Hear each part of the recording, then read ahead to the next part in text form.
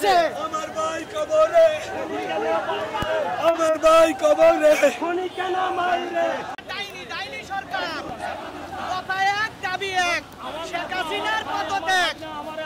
আমার ছাত্র ভাইদেরকে অন্যায়ভাবে মারা হয়েছে।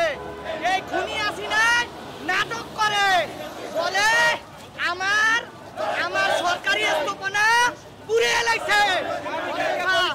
এই দেশের ডাইনি সরকার আমাদের ছাত্রদের পক্ষে কোনো কথা বলে না, বরং এই জায়গায় যারা করেছে তারা সারা বাংলাদেশের জনতার অধিকার নিয়ে লড়াই করেছে।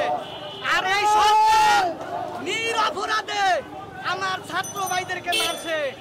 কথা এক দাবি এক, শেখ হাসিনার পদত্যাগ।